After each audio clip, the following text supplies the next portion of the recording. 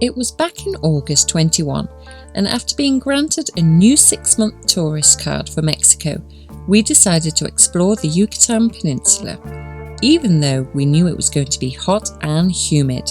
Our first stop, Isla Aguada in the state of Campeche. This spot here reminded us of Florida, with its bath-like warm waters, bridges and dolphins.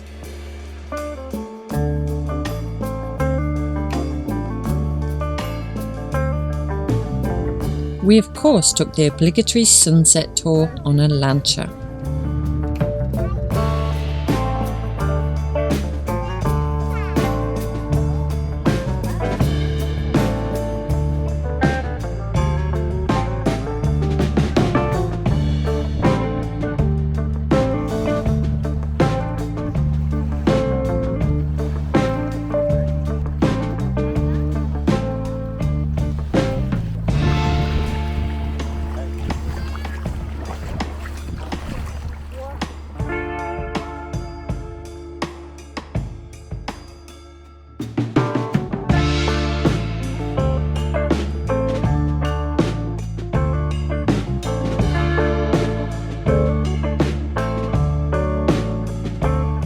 This campsite was a great kickstart to our Yucatan adventure. It was here where we had also met Swiss travellers Jörg and Irene. They were travelling in the opposite direction and therefore had a wealth of knowledge to share. With all the exciting hotspots noted down and many great conversations had in Schweizerdeutsch, it was time to say goodbye and hit the road again.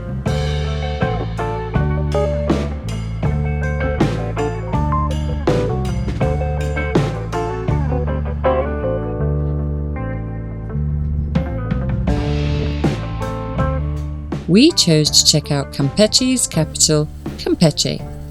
This colonial town took us by surprise. It was a Saturday morning and the vibe was very laid back. We enjoyed strolling around all the colourful buildings that were standing within the fortress walls.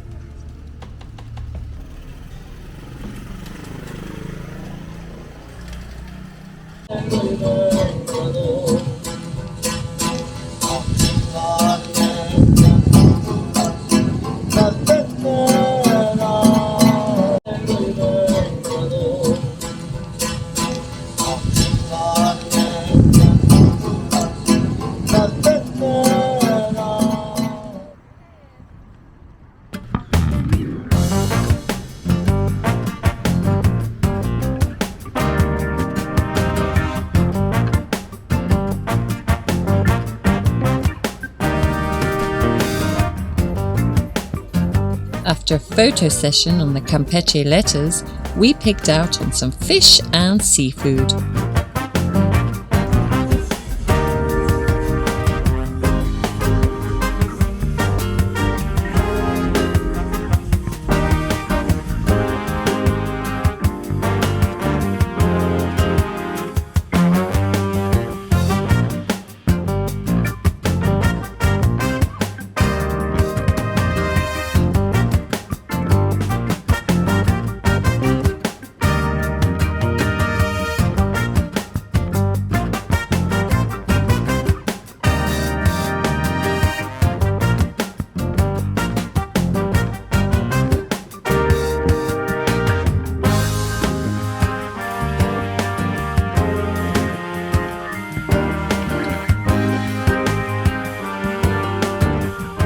We crossed into the state of Yucatan, where it clearly rains a lot, and the bushes grow, so much so that even the roads begin to disappear.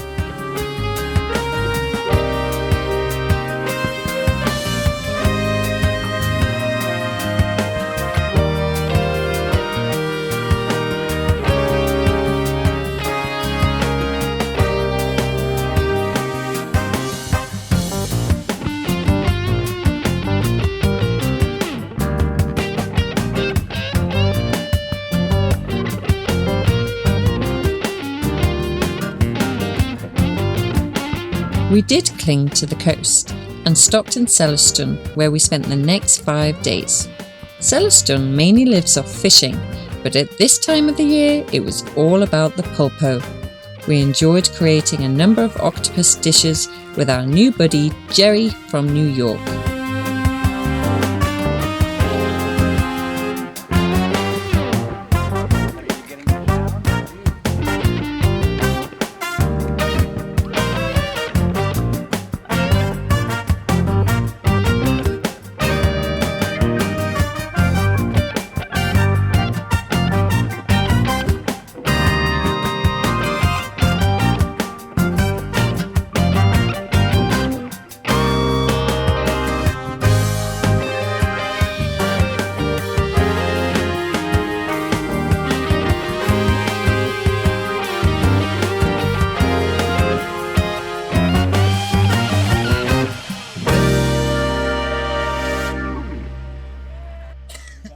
Amazing. You want to do that again? Sure, yeah. It's going to go. No, we're not too close. Oh my! Oh. You want to fight? Get ready. He's ready. That's so funny. Celestun is also known for its flamingo colonies. Our host Umberto gave us a ride on his motorbike to check out these pretty and pink birds.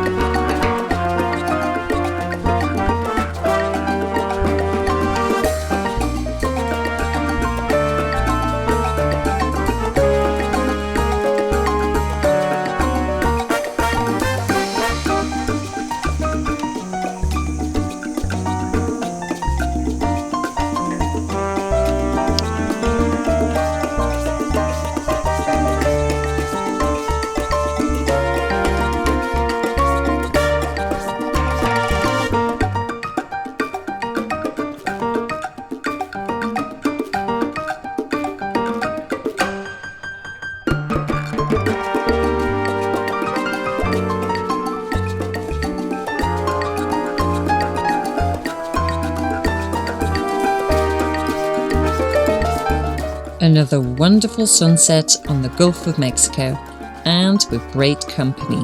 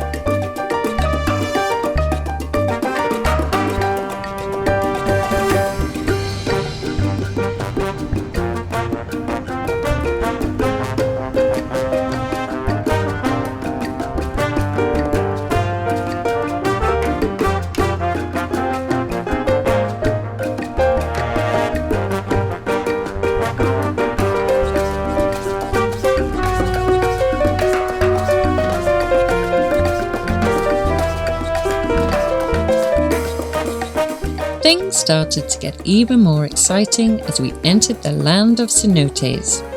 The Yucatan Peninsula is full of them, 6,000 in fact, and we visited 7 of them. These refreshing pools are the result of an asteroid that crashed into the Yucatan Peninsula over 66 million years ago.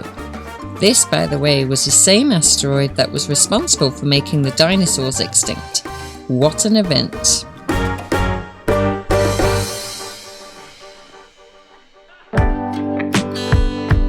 The groundwater in these cenotes was previously used by ancient Mayan people for water supplies and sometimes seen as sacred places to carry out their rituals. But nowadays they offer a much needed escape from the heat. The pools are a little on the cold side, but do make up for it with their sheer beauty. Some a diver's paradise with endless deep waters, and some full of stalactites and stalagmites.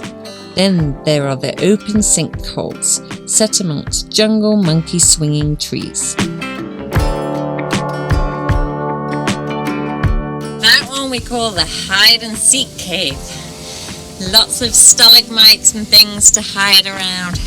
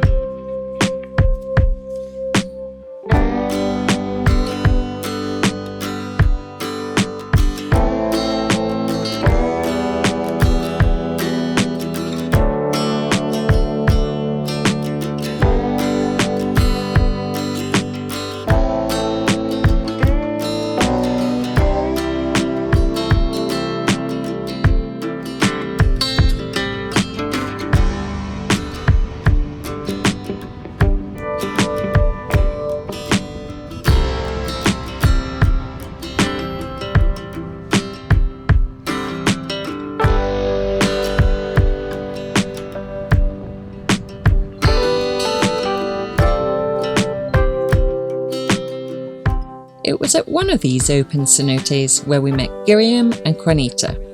Running the parking lot where we camped for the night, this couple was more than hospitable. Upon our arrival, they pulled up some chairs and were quick to offer us oranges and grapefruits fresh from the trees and of course a cerveza.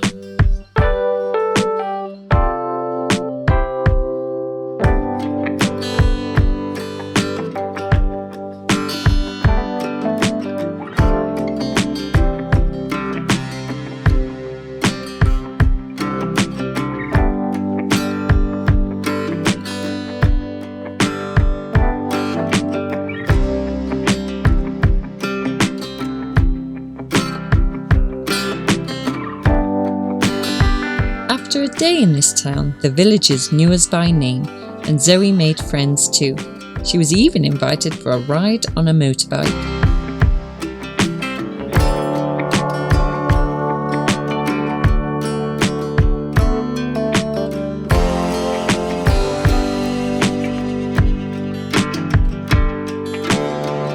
Guillaume, Juanita and their friends run the parking lot of the cenote, but also create and sell beautiful Mayan crafts.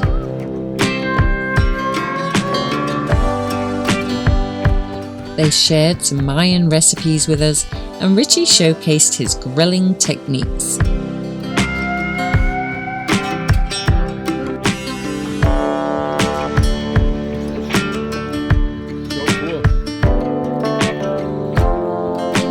We enjoyed a wonderful meal together.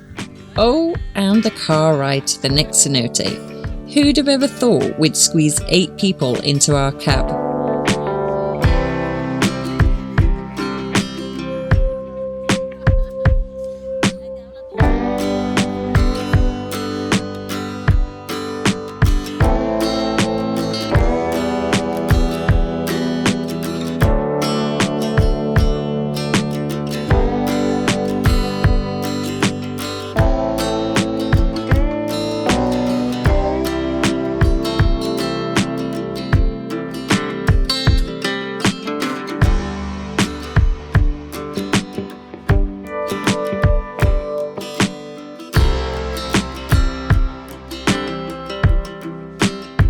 We were very honoured to get a taste of how they live.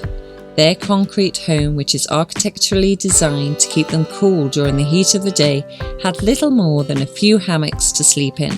But what more does one need in Yucatan?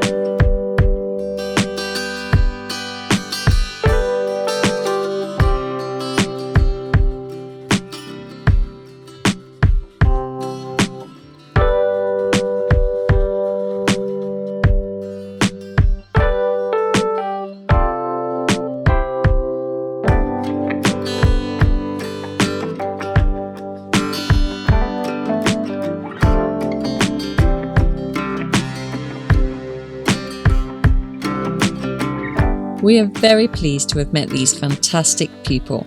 Thank you very much, guys, for so much fun. Until we meet again.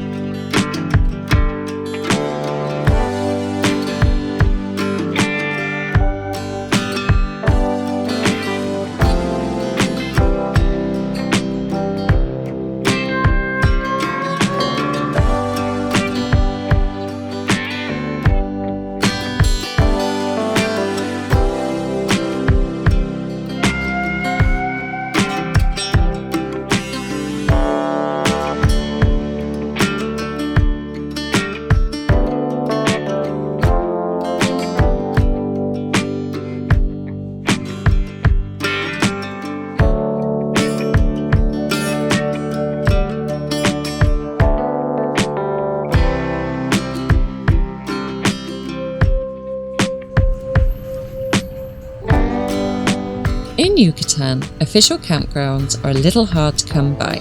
The last couple of weeks have been spent overnighting in many cenote car parks, so as you can imagine we were quite excited to find Campeche campsite located in the city of Valladolid, fully equipped with a pool, hookup, necessary to run our aircon, and believe it or not, an official centre for beehives. This place was just what we needed to cool down and chill out for a few days. Nearby restaurant Yucatan was also a visit worthwhile, where we indulged in traditional Mayan dishes. The culinary highlight though came right after Valladolid, when we were on our way to Las Coloradas to see more flamingos. We stopped in Cenote to eat the local specialty carnes ahumadas, which is spicy smoked pork, and made ourselves some outstanding tacos. A must stop for carnivores if you're in the area.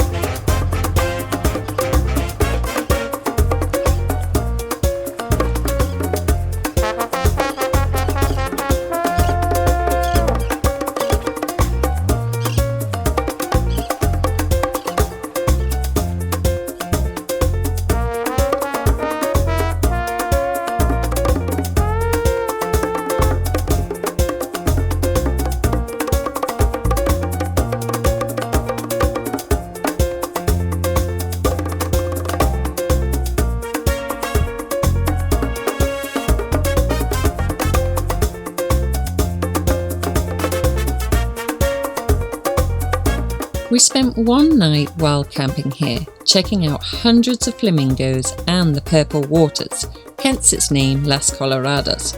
But with a billion sandflies, another hot and humid night, in fact the hottest, and an ant infestation the following morning, we couldn't wait to get out of there.